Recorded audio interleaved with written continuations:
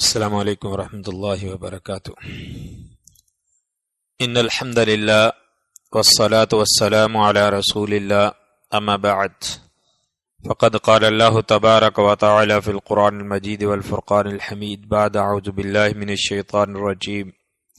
بسم اللہ الرحمن الرحیم ثم جعلناکم خلائف فی الارض من بعدہم لننظر کیف تعملون۔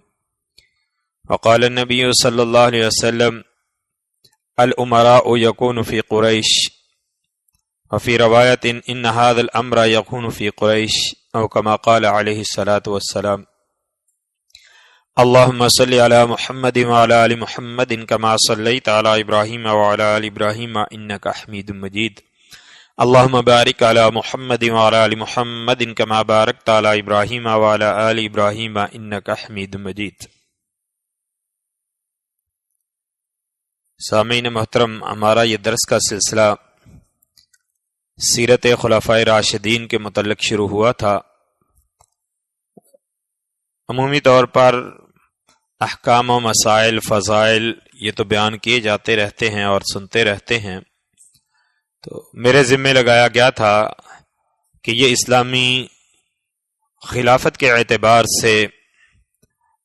جو مسلمانوں کے حالات گزرے ہیں اس کو کچھ بیان کیا جائے، اور صحابہ کرام رضوان اللہ علیہم اجمعین کے بارے میں عمومی طور پر یہ موجودہ دور میں جو لوگوں کے اندر افراط و تفریط پائی جاتی ہے، اس میں جو صحیح موقف ہے اس کو لوگوں کے سامنے رکھا جائے، جس میں ہم نے خلفائے راشدین رضی اللہ تعالی عنہم اجمعین ان کی سیرت بیان کی تھی، اور گزشتہ درس میں سیدنا علی المرتضی رضی اللہ تعالی عنہ ان کی سیرت کے چند پہلو کو ذکر کیا تھا، اور پھر خلافت کی ابتدا کی تھی۔ تو یہ بات یاد رکھیے، اللہ تبارک و تعالی کی حکمت تھی کہ اللہ پاک نے نبی پاک صلی اللہ علیہ وسلم کے بعد خلافت کا معاملہ یہ امت کے مشورے پر چھوڑ دیا ہے۔ اس کے لیے نبی علیہ الصلوۃ والسلام کو کوئی حکم نہیں دیا کہ آپ کسی کو نامینیٹ کریں، اور اس کا طریقہ کار جو ہے وہ امرہم شورا بینہم، کہ آپس میں وہ مشورے کے ساتھ یہ معاملہ طے کریں۔ اور کچھ اشارے نبی علیہ الصلوۃ والسلام کی سیرت سے، آپ کے احکامات اور فرمانات ان سے بیان کیے تھے کہ آپ نے سیدنا ابو بکر رضی اللہ تعالی عنہ ان کو اپنی نیابت سونپی تھی، کیونکہ جب بھی کوئی معاملہ ہوتا تھا آپ اپنے بعد ابو بکر کا نام لیتے تھے،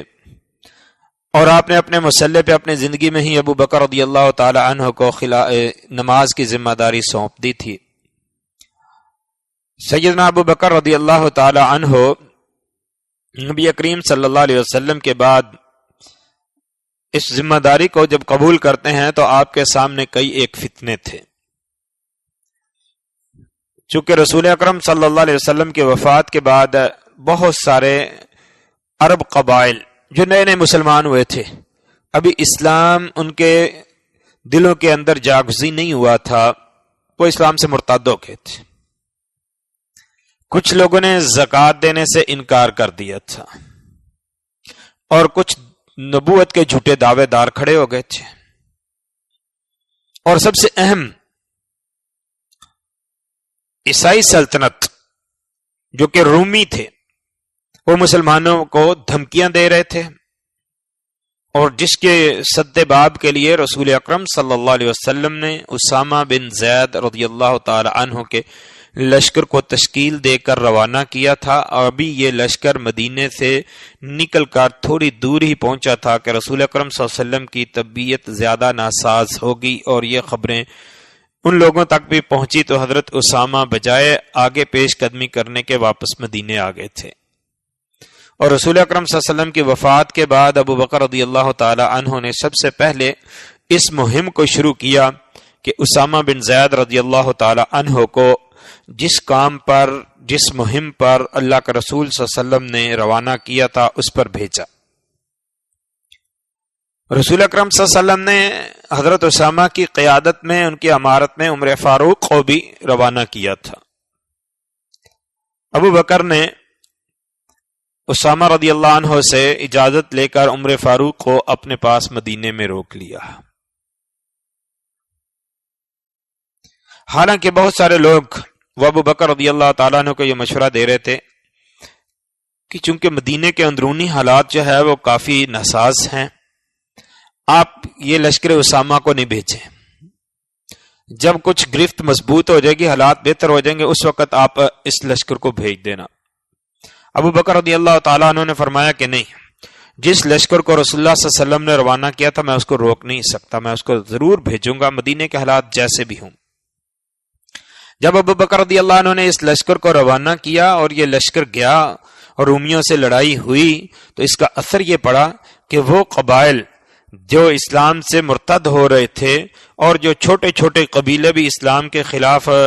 سازشیں کرنے کے لیے پر توڑ رہے تھے، جب انہوں نے دیکھا کہ یہ مسلمان رسول اکرم صلی اللہ علیہ وسلم کے صحابہ، یہ سپر پاور، اس وقت کی جو سپر پاور تھی روم، اس کے ساتھ مقابلہ کرنے کے لیے جا رہے ہیں، ان سے مقابلہ کیا، اللہ تعالیٰ نے فتح نصرت سے نوازا، تو یہ دبک گئے، یہ بیٹھ گئے، اس کا یہ اثر ہوا۔ اور دوسری طرف جو ہے مسیلمہ کذاب جو نبوت کا جھوٹا دعوے دار کھڑا ہوا تھا، خالد بن ولید رضی اللہ تعالیٰ عنہ کی قیادت میں لشکر کو روانہ کیا، اور جنگ یمامہ کے نام سے ابو بکر رضی اللہ تعالیٰ عنہ کے دور میں یہ مشہور جنگ ہوئی، اس میں مسیلمہ کذاب کو جہنم واصل کیا گیا اور اللہ پاک نے مسلمانوں کو فتح نصرت سے نوازا، اور وہ لوگ جو اس جھوٹے نبی کے پیچھے لگنے والے تھے ان میں سے بہت سارے توبہ کر کے دوبارہ دائرہ اسلام میں داخل ہو گئے۔ اسی طرح ابو بکر رضی اللہ تعالیٰ عنہ نے مانعین زکوٰۃ کے بارے میں سخت موقف اختیار کیا، فرمایا کہ میں ان سے لڑائی کروں گا۔ عمر فاروق رضی اللہ تعالیٰ عنہ کہنے لگے کہ ابو بکر، وہ لوگ کلمہ پڑھنے والے ہیں، نماز پڑھنے والے ہیں، آپ ان سے کیسے لڑائی کریں گے؟ فرمایا کہ جو رسول اکرم صلی اللہ علیہ وسلم کے دور میں ایک بکری کا بچہ بھی زکوٰۃ میں دیتے تھے، یا بعض روایتوں میں جو الفاظ ہیں اس کا معنی ہے کہ اونٹ کی نکیل بھی زکوٰۃ میں دیتے تھے، اب اس سے منع کریں گے تو میں تب بھی لڑائی کروں گا۔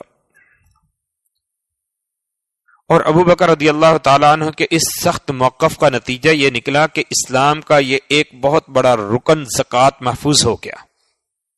اگر اس وقت ابو بکر رضی اللہ تعالیٰ عنہ مصلحت کا شکار ہو کر ان لوگوں کے خلاف نہ اٹھتے، موقف سخت نہ رکھتے، تو بعد میں یہ زکوٰۃ کا چیپٹر ویسے کلوز ہو جانا تھا۔ یہ ابو بکر رضی اللہ تعالیٰ عنہ کی دانائی تھی، اللہ تعالیٰ نے ان کو جو حکمت عطا کی تھی اس کے مطابق انہوں نے یہ موقف اختیار کیا، اور اس طرح یہ امت پر احسان ہے ابو بکر رضی اللہ تعالیٰ عنہ کے۔ غرض 2 سال ابو بکر رضی اللہ تعالی عنہ کی خلافت کے گزرے ہیں۔ نبی علیہ الصلوۃ والسلام 11 ہجری ربیع الاول کے مہینے میں دنیا سے رخصت ہوئے۔ ابو بکر رضی اللہ تعالی عنہ 13 ہجری اسی مہینے جمادی الثانی کی 22 تاریخ کو طبی موت، بیمار ہو کر اللہ تبارک و تعالی کو پیارے ہوئے۔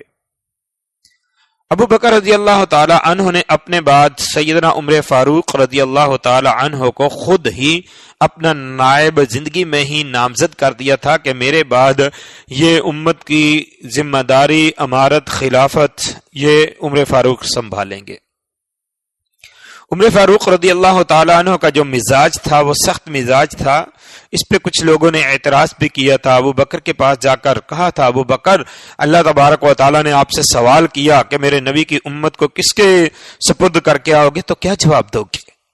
ابو بکر رضی اللہ تعالیٰ عنہ نے فرمایا تھا کہ میں اللہ تبارک و تعالیٰ کو کہوں گا کہ تیرے نبی کی امت میں جو سب سے بہتر شخص مجھے نظر آیا، میں نے تیری امت کی باغ ڈور اسے سنبھالی ہے۔ اور فرمایا جو تم یہ کہتے ہو نا کہ عمر بڑا سخت ہے، اب یہ عمر کی سختی آپ کو نظر آتی ہے، جب اس کے کندھوں پر خلافت کا بوجھ پڑے گا تو اس کی یہ سختی نہیں رہے گی۔ عمر فاروق رضی اللہ تعالیٰ عنہ نے سیدنا ابو بکر رضی اللہ تعالیٰ عنہ کے بعد اس خلافت کی ذمہ داری کو اٹھایا، اور اللہ رب العالمین نے عمر فاروق رضی اللہ تعالیٰ عنہ کے دور میں اسلام کو بڑی عزت عطا فرمائی، بڑی فتوحات حاصل ہوئیں، یہ قیصر و کسریٰ کی سلطنتیں پاش ہو گئیں، اور معاشی اعتبار سے بھی اللہ رب العالمین نے مسلمانوں کو مضبوط کر دیا۔ خاص طور پر عمر فاروق رضی اللہ تعالیٰ عنہ کے دور میں بیت المال کو مضبوط کیا گیا، ایک طرف یہ تعلیم و تعلم کا سلسلہ، اس کو منظم کیا گیا، دوسری طرف فوج کے سلسلے کو منظم کیا گیا، ڈاک کے سلسلے کو منظم کیا گیا، ہاسپٹلز جو ہیں اس کے سلسلے کو منظم کیا گیا۔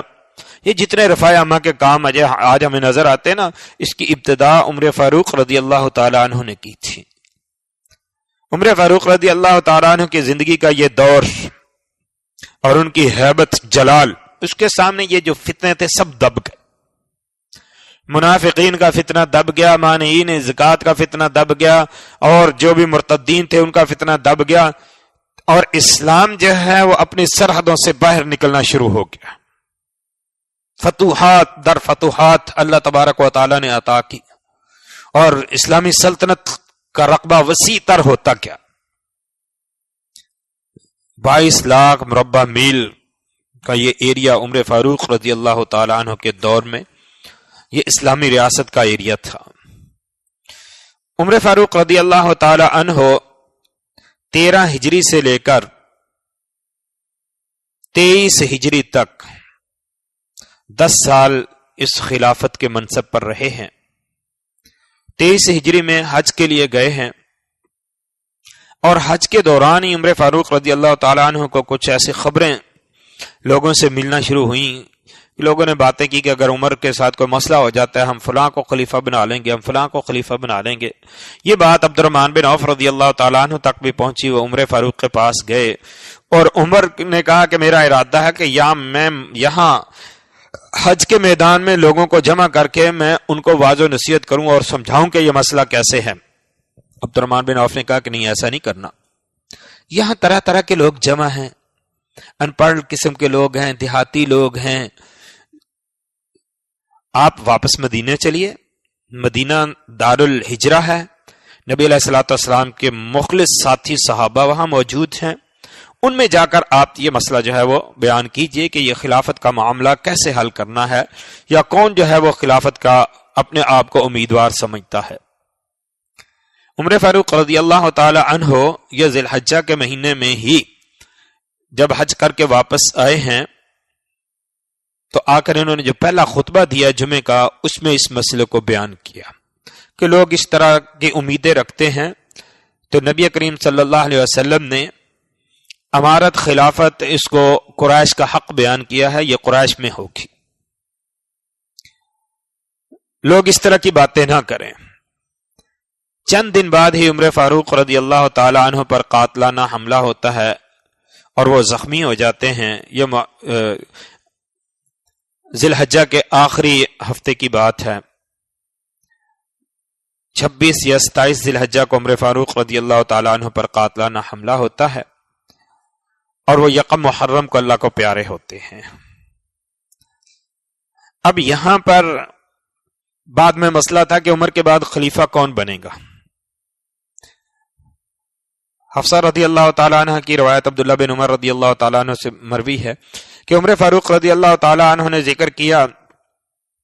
کہ رسول اکرم صلی اللہ علیہ وسلم نے اپنے بعد کسی کو خلیفہ نامزد نہیں کیا، آپ اپنی امت پر یہ معاملہ اسی طرح چھوڑ گئے ہیں،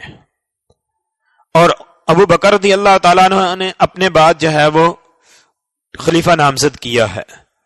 دونوں راستے میرے سامنے ہیں، دونوں کی دلیلیں موجود ہیں۔ اگر میں کسی کو بھی نامزد نہ کروں تو رسول اللہ صلی اللہ علیہ وسلم کا طریقہ ہے، اور اگر میں کسی کو نامینیٹ کر دیتا ہوں تو میرے سامنے ابو بکر رضی اللہ تعالیٰ عنہ کی مثال موجود ہے۔ فرماتے جب رسول اللہ صلی اللہ علیہ وسلم کا نام لیا نا تو ہم نے جان لیا کہ اب عمر کسی کو نامزد نہیں کریں گے، کیونکہ عمر فاروق رضی اللہ تعالیٰ عنہ رسول اللہ صلی اللہ علیہ وسلم کی اتباع بہت زیادہ کرتے تھے۔ عمر فاروق رضی اللہ تعالیٰ عنہ نے ایک کمیٹی بنائی شورا کی، جس میں وہ صحابہ جو عشرہ مبشرہ میں سے ہیں، یہ اس وقت 7 صحابہ موجود تھے۔ ابو عبیدہ ابن جراح رضی اللہ تعالی عنہ یہ فوت ہو چکے تھے، طاعون امواس میں ان کی موت شہادت واقع ہو گئی تھی۔ ابو بکر رضی اللہ تعالی عنہ اللہ کو پیارے ہو چکے تھے، اور تیسرے یہ عمر فاروق خود تھے۔ پیچھے رہ گئے 7 صحابہ جو عشرہ مبشرہ میں سے تھے۔ عشرہ مبشرہ وہ 10 صحابہ ہیں جن کے اللہ کے نبی صلی اللہ علیہ وسلم نے ایک ہی مجلس میں بیٹھ کر نام لے کر ان کو جنت کی بشارت تھی۔ ان میں سے عمر فاروق رضی اللہ تعالیٰ عنہ نے 6 لوگوں کو نامزد کیا۔ ایک کو نہیں نامزد کیا، اور وہ تھے سعید ابن زید رضی اللہ تعالی عنہ، جو کہ عمر فاروق کے بہنوئی تھے۔ عمر نے ان کو کمیٹی میں شامل نہیں کیا کہ لوگ یہ نہ کہیں کہ اپنے رشتہ دار جو ہیں ان کو کمیٹی میں۔ لوگوں نے عبداللہ بن عمر کے بارے میں کہا ہاں عبداللہ بن عمر مشورہ دے سکتا ہے لیکن اس کو خلافت نہیں دینی۔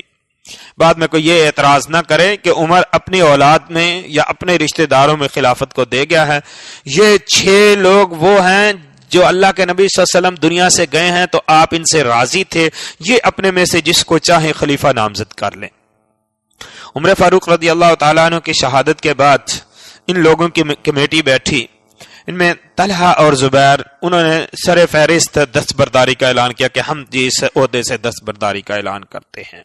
سعد بن ابی وقاص رضی اللہ تعالی عنہ، انہوں نے کہا کہ مجھے بھی اس کی ضرورت نہیں ہے، ہم معاملہ چھوڑتے ہیں عبد الرحمن بن عوف پر کہ آپ جس کو نامینیٹ کر دیں۔ عبد الرحمن بن عوف رضی اللہ تعالی عنہ نے لوگوں سے مشورہ کیا، عثمان رضی اللہ عنہ سے مشورہ کیا، علی المرتضیٰ سے مشورہ کیا، آخر انہوں نے لوگوں کی رائے لے کر، لوگوں کی زیادہ تر رائے حضرت عثمان کے بارے میں تھی، انہوں نے عثمان رضی اللہ تعالی عنہ کو خلافت کے لیے نامزد کیا اور اس کا اعلان کیا۔ لوگوں نے اس پر بیعت کی، علی المرتضیٰ رضی اللہ تعالی عنہ نے بھی بیعت کی۔ اس طرح سیدنا عثمان رضی اللہ تعالی عنہ یہ مسلمانوں کے تیسرے خلیفہ نامزد ہوئے۔ عثمان رضی اللہ تعالی عنہ کی خلافت کے 5-6 سال تو پرامن گزرے ہیں۔ یہاں ایک نقطہ یہ سمجھنے والا ہے، عمر فاروق رضی اللہ تعالیٰ عنہ کو اللہ تبارک و تعالیٰ نے قدرتی طور پر وہ ہیبت، وہ جلال دیا تھا، شیطان بھی ان کا راستہ چھوڑ جاتا تھا۔ عثمان غنی رضی اللہ تعالیٰ عنہ یہ مزاج کے اعتبار سے نرم مزاج آدمی تھے، صلح جو آدمی تھے، اور پھر مالدار تھے۔ اللہ رب العالمین نے مال سے نواز رکھا تھا، اگر کوئی مسئلہ مسائل ہوتا بھی تھا تو اس کو اپنی جیب سے حل کرنے کی کوشش کرتے تھے۔ ان کی اس نرم مزاجی کی وجہ سے جو اسلام دشمن طاقتیں تھی، قوتیں تھی، ان کو اسلام کے خلاف سازشیں کرنے کا موقع مل گیا۔ اور یہ ایسا اس لیے کہ رسول اکرم صلی اللہ علیہ وسلم کو اللہ تبارک و تعالیٰ نے نبی بنا کر بھیجا،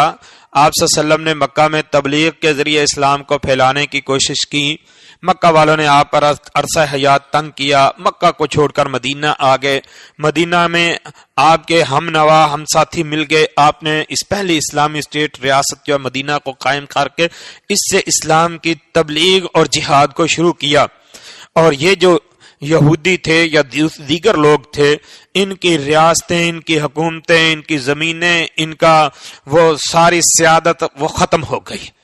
اسلام نے ان کو ملیا میٹ کر دیا۔ ان لوگوں کے دلوں کے اندر اسلام کے خلاف انتقام کا جذبہ تھا کہ مسلمانوں نے ہم سے ہماری حکومتیں چھینی ہیں، ہماری زمینیں چھینی ہیں، بدلہ نہیں لے سکتے، لڑائیاں کر کر کے دیکھ لی ہیں۔ اور اللہ رب العالمین جب مسلمانوں کے اندر ایمان تھا، ایمانی قوت تھی اور افرادی قوت کم تھی، مالی قوت کم تھی، لیکن ایمانی قوت مضبوط تھی، ہر میدان کے اندر اللہ تبارک و تعالی فتح نصرت سے نوازتا رہا۔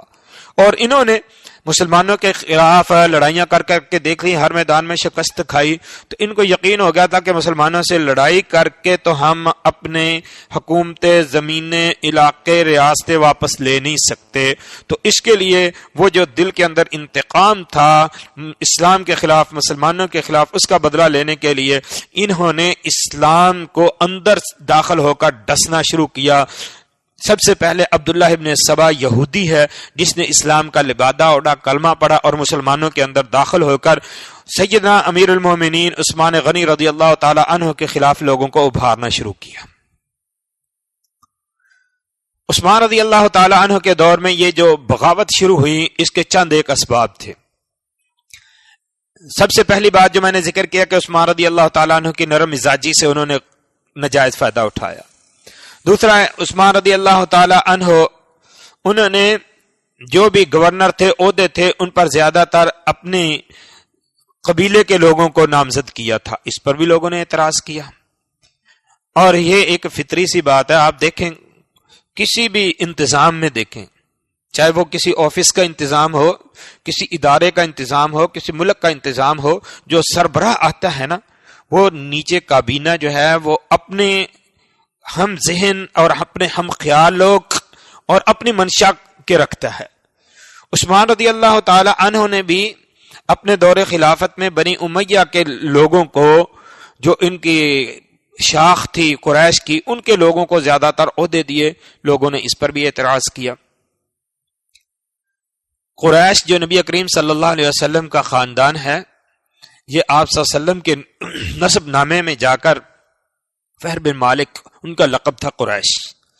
اس کی آگے 10 شاخیں ہیں، اور ان میں بنی امیہ اور بنو ہاشم یہ سب سے معزز سمجھے جاتے تھے۔ اسلام سے پہلے بنو ہاشم کی ذمہ داری کعبہ کی تولیت تھی، وہ کعبہ کے متولی تھے، اور بنو ہاشم جو ہے، بنو امیہ جو ہے، ان کے پاس امارت اور سعادت تھی۔ اور یوں سمجھیں کہ یہ حکمرانی کرنا یہ شروع سے ہی ان کے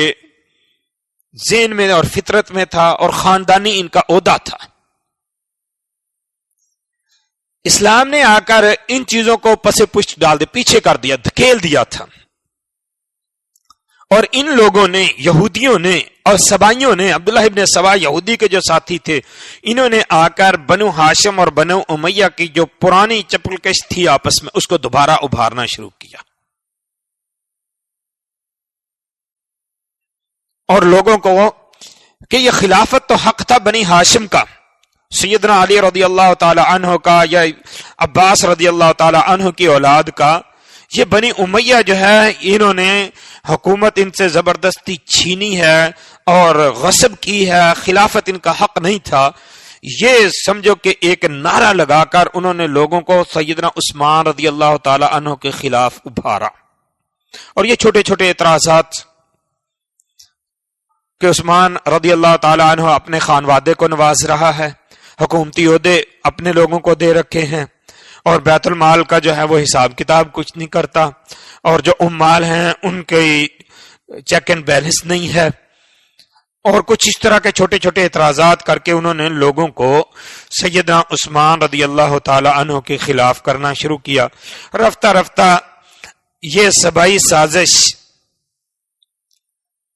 کوفہ، بصرہ، مصر، ان شہروں میں پروش پاتی پاتی ایک جماعت کی شکل اختیار کر گئی، اور ان لوگوں نے باقاعدہ طور پر عثمان رضی اللہ تعالیٰ عنہ کے پاس آ کر خلافت سے دستبرداری کا مطالبہ کر دیا۔ عثمان رضی اللہ تعالیٰ عنہ کو نبی علیہ الصلوۃ والسلام نے فرمایا تھا، ترمذی کی روایت ہے، عثمان اللہ تعالیٰ آپ کو قمیص پہنائے گا، باغی لوگ تجھ سے اس قمیص کو اتارنے کا مطالبہ کریں گے، تو انہیں وہ قمیض اتارنی نہیں ہے، اس سے مراد خلافت تھی۔ عثمان رضی اللہ تعالیٰ عنہ نبی علیہ الصلوۃ والسلام کے اس حکم پر عمل پیرا رہے، اور اپنی طرف سے اصلاح کی جتنی بھی کوششیں ہوئی ہیں وہ انہوں نے کی ہیں۔ نتیجتاً ان لوگوں نے عثمان رضی اللہ تعالیٰ عنہ کے خلاف بغاوت کر کے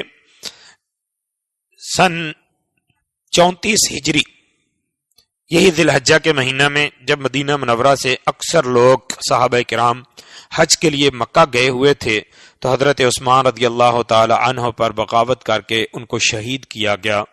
اور اس طرح سیدنا عثمان رضی اللہ تعالی عنہ کی شہادت کی وجہ سے مسلمانوں کے اندر ایک بہت بڑا اختلاف رونما ہو گیا، کیونکہ اس سے پہلے مسلمانوں کی لڑائیاں وہ تھی کافروں کے خلاف، اس کے بعد مسلمان آپس میں جو ہے وہ لڑنا شروع ہوئے ہیں، اور یہ لوگ نام نہاد مسلمان تھے، اسلام کے ساتھ ان کا دل کے اندر اسلام نہیں تھا، ایمان نہیں تھا، زبان سے انہوں نے کلمہ پڑھ کر اپنا وہ انتقام لینے کے لیے مسلمانوں کو دیکھیں، کوئی بھی جب تک کوئی بھی قوت اس میں اتحاد ہے آپ اس کا مقابلہ نہیں کر سکتے، سب سے پہلے اس کا اتحاد توڑو، اتفاق توڑو ان کو، پھر ان پر آپ حملہ کر لو، یہ ایک قانون ہے، اور اسی قانون کو انہوں نے اختیار کرتے ہوئے سیدنا عثمان رضی اللہ تعالی عنہ کو شہید کر کے مسلمانوں کے اس اتفاق اور اتحاد کو پارا پارا کیا، جس سے مسلمان جو ہے وہ دو گروہوں میں بٹ گئے، ایک عثمانی اور ایک علوی۔ عثمان رضی اللہ تعالی عنہ کی شہادت کا لوگوں پر بہت گہرا اثر ہوا۔ 3 دن تک سیدنا عثمان رضی اللہ تعالیٰ عنہ کی شہادت کے بعد یہ منصب خلافت یہ خالی رہا ہے،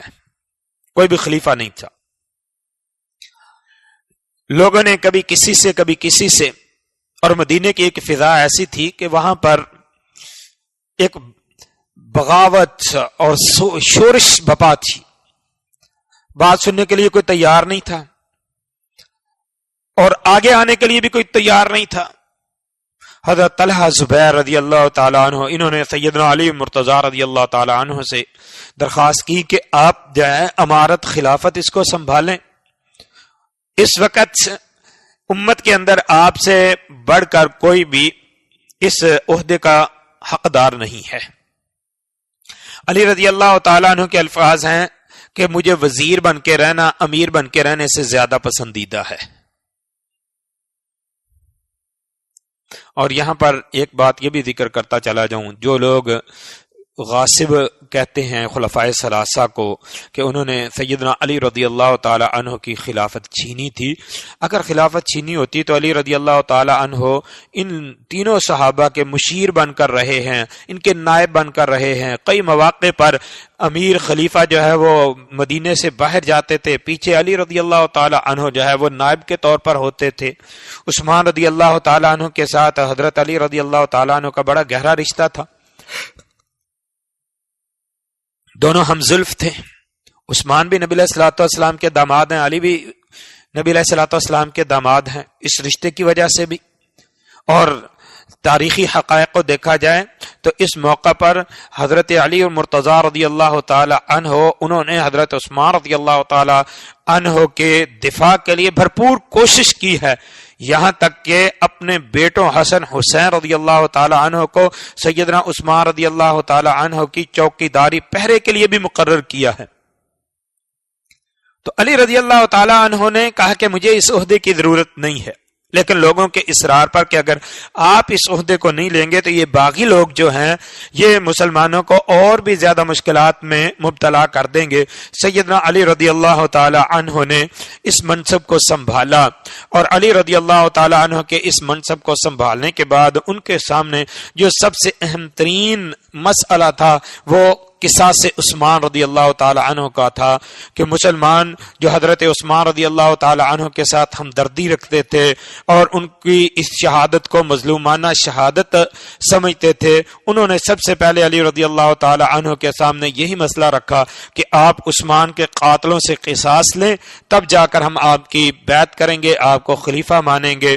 حتیٰ کہ وہ صحابہ جو حج کے لیے مکہ گئے ہوئے تھے انہوں نے بھی مکہ سے واپسی پر سب سے پہلے یہی مطالبہ رکھا، اور ادھر امیر معاویہ رضی اللہ تعالی عنہ جو کہ شام کے گورنر تھے اور عمر فاروق رضی اللہ تعالی عنہ کے دور سے گورنر چلے آ رہے تھے، ان کا ایک اثر و رسوخ تھا علاقے میں۔ علی رضی اللہ تعالی عنہ نے خلافت پر بیٹھتے ہی سب سے پہلے امیر معاویہ کو معزول کیا، جس کی وجہ سے امیر معاویہ رضی اللہ تعالی عنہ اور ان کے ساتھ ہمدردی رکھنے والے لوگ انہوں نے بھی قصاص عثمان کے اس نقطے کو سب سے پہلے علی رضی اللہ تعالی عنہ کے سامنے رکھا، اور علی رضی اللہ تعالی عنہ اس معاملے میں کس قدر مجبور تھے اور کیا کیا مشکلات ان کے سامنے تھی، یہاں سے ہم انشاءاللہ علی رضی اللہ تعالی عنہ کے دور خلافت سے ان کے خلافت سنبھالنے کے بعد کیا حالات تھے مسلمانوں کے اور مسلمانوں کی آپس کی جو لڑائی ہوئی اس پر انشاءاللہ آئندہ درس میں ذکر کریں گے۔ اللہ رب العالمین سے دعا کہ اللہ پاک ہمیں صحابہ کرام رضوان اللہ علیہم اجمعین کے ساتھ سچی محبت نصیب فرمائے، اور انسان ہونے بشر ہونے کے ناطے ان کی جو خطائیں ہیں اللہ تعالیٰ نے وہ معاف کر دی ہیں، ہمیں بھی ان کے بارے میں دل میں کسی قسم کا کوئی کینہ بغض نہیں رکھنا چاہیے۔ اللہ پاک ہمیں عمل کی توفیق عطا فرمائے۔ وما علینا الا البلاغ المبین۔